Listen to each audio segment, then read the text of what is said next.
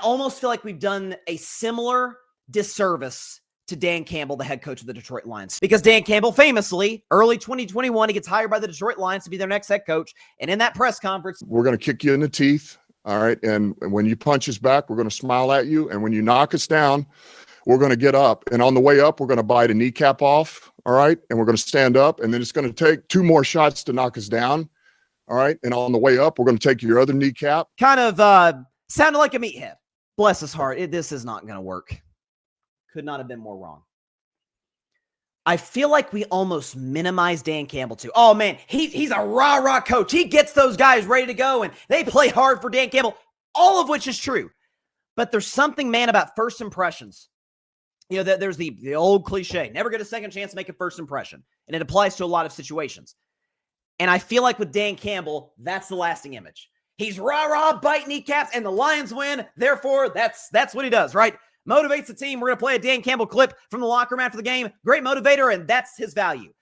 Folks, it goes way beyond that. I don't know if there's any better example of this, and we won't name names because there's too many, but we see it in politics.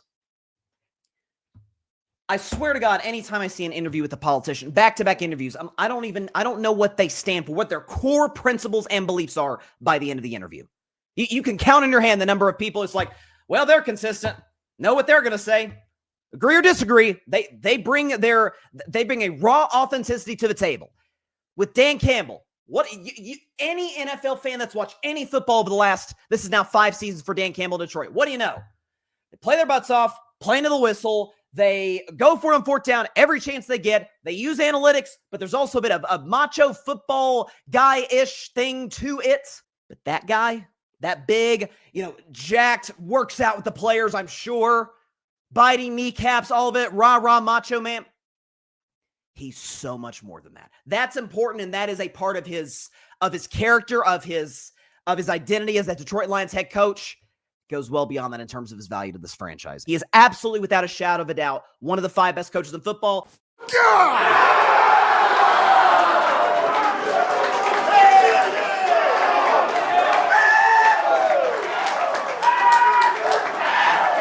Never played football in my life.